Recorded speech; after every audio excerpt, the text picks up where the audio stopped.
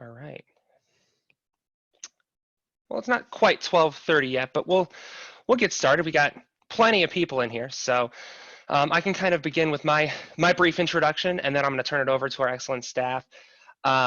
So first, I want to welcome everyone. I hope you've been having a wonderful admitted student celebration. My name is Brandon Kreitz. If you haven't, if this is your first session or it's your fourth, we're happy you're here today. I'm one of our enrollment managers, and I am here just to introduce things and set things up and tell you how this will go. So first, thank you again for coming. I'm going to turn it over to our residence life staff here in a second, but really quickly, want to let you know that if you are liking what you're hearing today and you really want to be a part of the John Carroll family, don't forget that if you haven't already, your next step is to reply to the offer of admission and pay the enrollment deposit through your JCU gateway. But for now, we have a wonderful presentation and opportunity to hear about residence life from our residence life staff and two of our awesome students. If you do have questions as you go through this, as we go through the presentation, we encourage you to use the chat function to post your questions so that we can get to all of those as much as possible. So if you haven't used Zoom before, look down at the bottom of the window and there's a little chat window or chat box that you can click and it'll pull up the chat function. So type your questions into there and we'll get to as many of those as we can. With that, I'll turn it over to Lisa Brown Cornelius, who is going to take it away. And I want to thank her and everyone else for being here today. So take it away, Lisa. Thank you, Brandon, and welcome to everyone. We are excited that you are joining us this afternoon. As Brandon said, my name is Lisa Brown Cornelius, and I'm privileged to serve as the Senior Director of Residence Life at John Carroll. I've been at John Carroll about 9 years, and I am privileged to work at such a wonderful place. And so I'm glad that all of you are considering coming to John Carroll, and if you've already made John Carroll as your choice, I'm glad that you are considering living on campus. Today, as Brandon said, we are going to have time for questions at the end after we go through a brief presentation. Additionally, if you enter your questions in the chat box, if you're willing to leave your email address, and if we're not able to answer your question individually today, if your email address is there, we'll do our best to respond to you sometime next week with questions that you may have. So please know that that's an option as well. All right. So I think it's important right now to introduce the folks who will be joining me during this presentation. Residence Life has an amazing team of professional staff members and student leaders, and I'm honored that 4 of them have decided to join me today. So with that, I'm going to ask them to introduce themselves. Well, good afternoon, everyone. My name is Brendan Dolan. I'm privileged to serve as the Associate Director for Housing Operations here at John Carroll University. Also a proud alum of the class of 2008. So it's wonderful to be with you all today. Hey everybody, my name is Vanessa Dunn. I use she, her, and her pronouns, and I am the coordinator of housing operations here in the Office of Residence Life, and I will be serving as the question moderator today. Hi everybody, my name is Lucy Peloso. I use she, her pronouns. I'm a junior biology major with a chemistry and Spanish minor, and I'm an RA in Campion Hall. Hello, everybody. My name is Chris Tremay. I'm a junior, class of 21. I use masculine pronouns. I am a chemistry major with a concentration in biochem, and I'm a resident assistant in Pacelli Hall. Thank you all. And we'll have the opportunity to hear from all of these folks as we go through our presentation. But as you're thinking about your decision to live on campus, one of the things that we know is that our students are the best offer the best testimonies of why living on campus is such an incredible experience. And so each year we collect data from our students about their experience. And so I just want to share some information with you about the data that we have that just shows you how special and how impactful the residential experience is. So we asked students if they would recommend living on campus to a new student, and 90% of our respondents in this survey agreed. So they're saying to you, living on campus is special, so we hope you'll join us in this residential community. Another question we ask is, does living on campus contribute positively to your academic success? We know that you're considering or coming to John Carroll to be a student first, and so we want your residential experience to support in the best way possible how well you do academically. And we know that students find ways to study together, see folks in class, enjoy the convenience of being on campus that puts them close to the library, their faculty members. And so we know that living on campus, and students tell us that it contributes to their academic success. And then finally, one of the things that we know that is so incredible about John Carroll is the sense of community that we have on campus as a whole. If you've been following the hashtag YJCU, you've seen a lot of alums and current faculty and staff and students talk about why they chose JCU, and a lot of what those are talking about is the sense of community. And for many of those folks, that began in the residence halls. And we know that living on campus, the students have told us that 91% of them agree that that contributes to their sense of belonging. And so we hope as you make your decision about John Carroll and living on campus, that you know that you're joining an incredible community that will support you academically and help you develop relationships that will last a lifetime.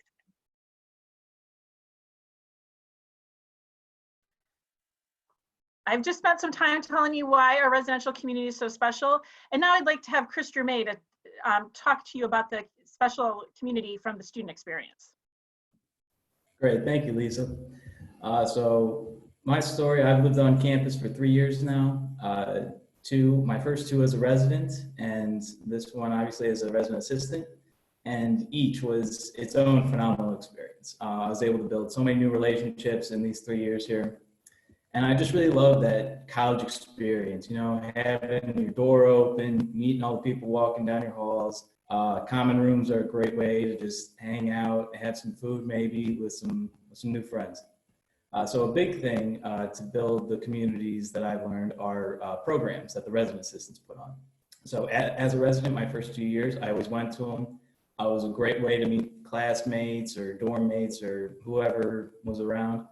And now this year as an RA, I've learned that it's a phenomenal way to build a community, make them have stronger relationships with each other. So I've done a couple programs. We've had watch parties for football games, just a great way for the guys to hang out, eat some pizza, you know, watch their favorite teams. And then we've also done things like the Battle of the Second Floors. So my floor and then a floor from another residence hall. We had a big dodgeball tournament. It was a lot of fun. Great way to network, meet all the different people around the community. And so that's why I think John Carroll can build a really special community. Thank you, Chris. Now I'd like to turn it to Brendan Dolan to talk about the first year residence halls that we've identified for next year. Thanks, Lisa. So when Chris was talking about building community and the experiences that he's had on campus, for our first year incoming students next year, there'll be 3 residence halls for that class of 2024. Campion Hall, Pacelli Hall, and Hamlin Hall.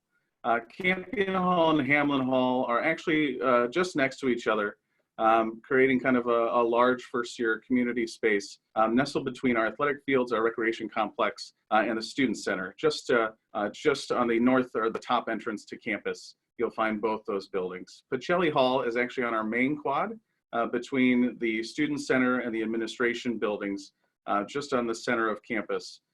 All of our first year housing has 3 sort of options for room types. Primarily, it'll be double rooms with 2 students together, each with their own set of furniture. But we do have some triple options available in Campion and Hamlin Hall, and some single spaces, limited amount available within Pacelli Hall. Our floors and communities are gendered by either wing or floor. And we'll talk a little more about our Living Learning Community program, but these communities are spread out through our residence halls, depending on which Living Learning community you would be a part of. Thanks, Brendan, and that's a great segue to our next piece of information. For our first year students, we have the opportunity for students to select to live in one of our Living Learning communities.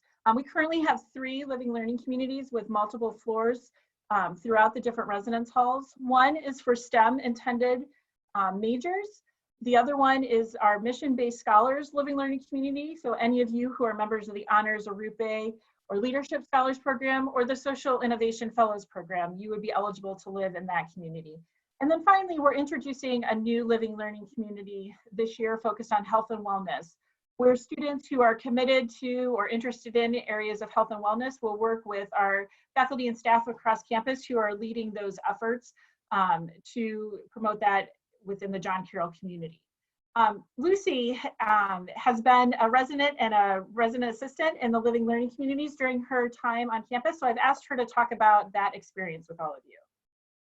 Thank you, Lisa. So as Lisa has said, I've been a part of the STEM living learning community during my entire time at John Carroll. I started as a resident on the STEM living learning community my first year, and then for the past 2 years, I've been an RA with this community. Overall, it's been a really, really amazing experience. There are many benefits to living in a living learning community. And the biggest one is that you have a very supportive community of fellow students and staff members like your RAs who are there to support you and like advance your goals during your time at John Carroll. A lot of your fellow residents, you'll have classes with them, you'll have similar career and major interests. You can study together, you can support each other in your classes. And there's also lots of amazing programs which you can learn about the STEM fields more. So we've had programs like a meet and greet with our professors, which has created a really comfortable atmosphere for getting to know your professors and faculty members. We've also had a program called STEMversations, which is basically a conversation about different topics in the STEM fields. We've had alumni and upperclassmen panels to learn about what people are doing with their John Carroll degrees. And then we've also had a lot of other just fun programs like going to the Science Museum and just having programs on the floor to create community and to bond with each other. So overall, it's been a really amazing experience. Thanks, Lucy. Thank you, Lucy. We're Sorry. glad Go to ahead, know Brendan. that you've had a good experience. I want to then transition a little bit and take a minute to talk about the example of living learning communities as one of the areas of personal preference within your housing application. So to get to your housing application, the first step, as Brandon was talking about, would be to make the decision and join us as part of the class of 2024 and deposit. For those of you who have made that step, and some of you may have already completed your housing application, for those of you who are about to take that step, we hope that you would then be easily taken into our housing portal, and in that process, you'd be able to start your application as an incoming student. Throughout that application process, you'll be asked a number of different questions. Some of them will be preferences about your room type, so designated your interest in either a specific living learning community or the room type of a triple, double, or single, like I mentioned earlier. In addition, you may know someone you'd like to live with. You'll have the opportunity to search for that person as long as they've also completed their application. Or if you're still in the process or would like to be matched with a roommate, there's a survey throughout our application that'll ask a number of topics and areas of hobbies, interests, and behavioral living habits that you might have if you go to bed early or wake up early, or how you like to study. Those types of questions that we take into heavy consideration when making roommate pairings. We have a very strong record of strong roommate pairings, sometimes stronger than people who select their own roommates. So you might be interested in going through that option.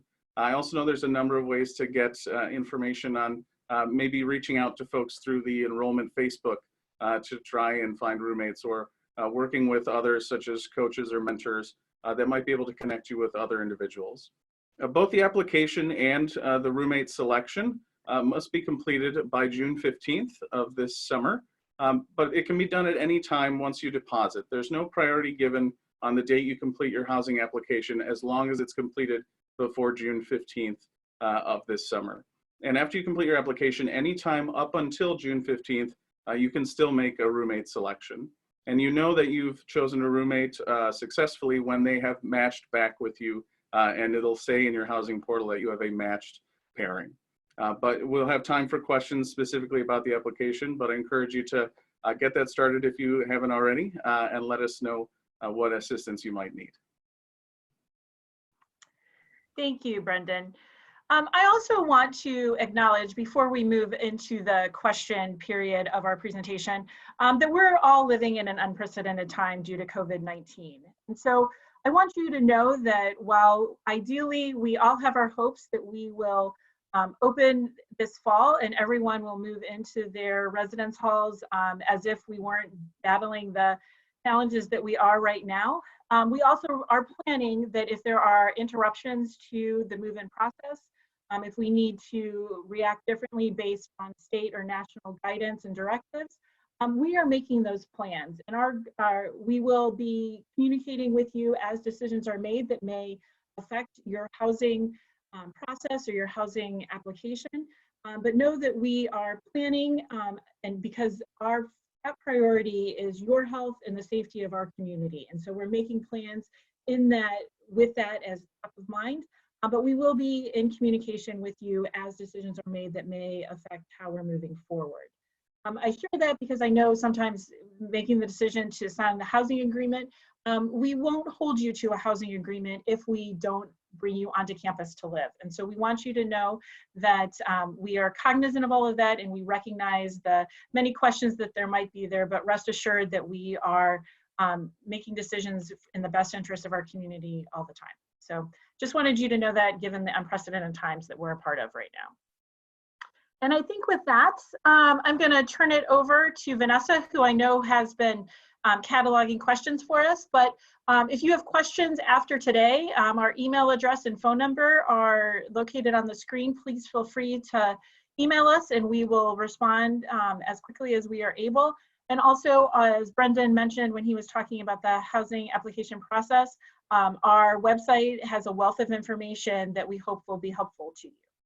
So with that, I'm going to turn it over to Vanessa to share some questions with us. Thanks, Lisa. So we've been getting a lot of great questions that are coming in. Some have been duplicate questions. So just in the effort of time, I'm going to try to maybe combine some questions that are similar if we are able. So the first one comes from Jamie, and Jamie asks, are there wattage maximums for microwaves and or size maximums for refrigerators? Brendan, this might be a good question for you to answer. Sure, thank you. That's a great question. The first thing I'd say is please take the opportunity to look at our website. We have everything outlined as far as expectations and policies around what can be brought to campus. But specifically microwaves, we really are just looking for the energy efficiency signage or certification on our microwave. Specific wattage is really not a major concern for microwaves for us. For refrigerators, we're typically looking for specifically refrigerators and not full freezers. But we usually limit one fridge to a room, and it's usually smaller than the 4 cubic feet within that space. But please take a look at our website. We also have a number of tutorials on the website that might be helpful, especially looking at our housing application. In addition, we will communicate over the summer as we get closer through our orientation process, guidelines and suggested things to bring to campus, things that maybe we've learned over the years from our students and families that you may not think about right away that you would want to bring, that hopefully will spark that for you. Thanks, Brendan. This one might be another one for you, coming from Victoria. Victoria asks, when do we find out which type of room we got or what dorm we are in? That's a great question. They're all great questions. So for us, you find out the type of room you received at the same time as you find out your formal placement within the residence hall and your roommate assignment. That all comes through email communication and checking in your housing portal. Our goal is mid-July, typically. Now, knowing that it's an unprecedented time, we hope that our timeline would remain the same. Thank you. And perhaps Lucy and Chris, you may want to speak to this one. Anna asks, this is really random, but do the dorms have printers? Which is a great question.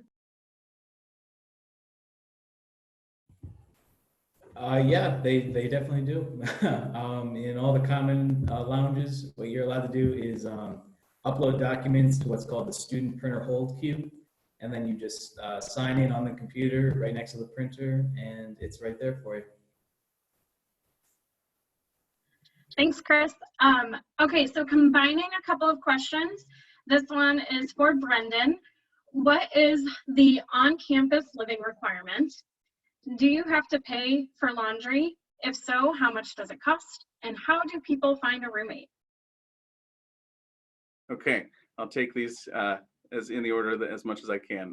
So we have a 2-year on-campus residency requirement for students that identify that they'll live on campus when they come to John Carroll University. So after your first 2 years, we do continue to offer junior and senior and beyond housing. And a lot of our students do find that the residential experience is a critical component for them, even as juniors and seniors, but it is only a 2-year residency requirement to live on campus at John Carroll University. For those that are designated as commuters, you might wish to speak with your enrollment manager around what the requirements are related to distance. But certainly for those of you coming to stay with us residential, it's that 2-year residency requirement. For laundry, it's included in your cost for staying on campus. There's no quarters, there's no cards. You just go up to the machine and you hit a button. And we actually have a software where you can scan QR codes, and then in your room, you can actually check remotely which washers and dryers are available before you decide to go downstairs or see if your laundry is done. So that's a kind of a neat system to be able to see what's available when. And I did see, Vanessa, just briefly, when Chris was talking about printing is also included in the technology support. So there's no cost at the time of printing in the residence halls. If I can just add something to the piece about the residency requirement. With our residency requirement, it is a 2-year residency requirement, as Brendan indicated. If students are choosing to commute from home, the requirement is that they live within 35 miles of John Carroll's campus and that they live at the home of their parent or guardian, and that's the address that we use to judge that distance. So 35 miles from John Carroll's campus. And students are, while it is a 2-year residency requirement, if there is a student who fits within that 35-mile radius, they are able to switch their residency from their first year to their second year if they so choose, and go through a process to be released from the residency requirement if they're already on campus, only if they're going to be commuting from their parent or guardian's primary home address. Okay, our next question is regarding the living learning communities. So kind of a two-parter. This, again, might be good for Brendan. Can you join the STEM LLC community events, even if you are in a different arrangement? And can you live in an LLC if you are not a part of it, but the roommate you want is a part of it? So I do think that the events, especially if you're connected to the STEM community in different ways, I think they would be more than willing to have folks attend events, especially a lot of the events are open to the rest of maybe the facility. So it may depend on the event and if there's a course attachment. As far as if you have 2 roommates within the same living learning community interests, it's very likely that they would be housed together, but with that preference. We go through those that wish to live with someone within the community first, and then if we have the ability, we look at then the preference of those from different communities that might wish to live together. Thanks, Brendan. All right, Lisa, this next one I think is for you. Are the dorms and people LGBT+ inclusive? Thanks, Vanessa. Great question. So we have on our website our gender inclusive housing statement that indicates that while, as Brendan said, we house our students by sex assigned at birth, we are gender inclusive and work with students who would like to have an accommodation based on how they identify, and so regardless of gender identity or expression. So we welcome you to reach out to us, and we will work with you to identify a space that is conducive to you so that we can be supportive of you academically and socially while you're on campus. Thanks, Lisa. Another one for you is we've had quite a few folks ask about what the process is to apply to become an RA. Oh, good question. We are always looking for fantastic student leaders like Lucy and Chris, and so we always love to hear this question. So it's a pretty rigorous process. It will begin, our typical timeline is we begin usually right before the winter break with some advertising, and then we ask you to apply in January once we return from the winter break. There's a multiple part interview process, and we ask you to do some essay questions, get some references. And so it's a really great leadership opportunity. So if you've been a student leader and think that you would love to lead others in this capacity, I encourage you first and foremost to get to know your RA in your residential community as you move onto campus, and to begin developing that relationship with them and see what is required of being an RA and the types of things that you should think about as you go into that process. Our RAs are fantastic role models, and both Lucy and Chris have students who, from their communities, who have considered becoming an RA. So we often love to see the legacies that the RAs leave with new RAs who come up after them. Thank you. And I think we have a few more minutes for a couple of more questions. So again, Lisa, I'll throw this one over to you. We've had some questions about policies and procedures on campus. So are freshmen allowed to have cars on campus? What is the guest policy in the buildings? And what are just some of the general policies and guidelines for living on campus? Great. Thanks, Vanessa. So first-year students are able to have cars on campus. Parking is not something that runs through our office, but I know that students are able to apply for a parking permit, and Brandon, maybe you can share where they would get information specifically about parking right now is not coming to top of mind, but where would be the best place to direct them, or is there more information about parking today? Yeah, so I don't think that there's technically any like parking specific presentation or anything like that today, but students who live on campus, or even if you're a commuter, anyone who's trying to pursue a parking permit just does it through the campus security office. Campus security kind of works in tandem with the parking department, and like they issue all the parking permits and they make sure that everyone's got a spot on campus if you need it. If you're a resident student, I believe that the fee is like automatically added on if you tell us you're going to bring a car to campus. So you would get your parking permit and everything. You would sign up for it during orientation, and then when you arrive on campus, you would pick it up. Thanks, Brandon. Yeah.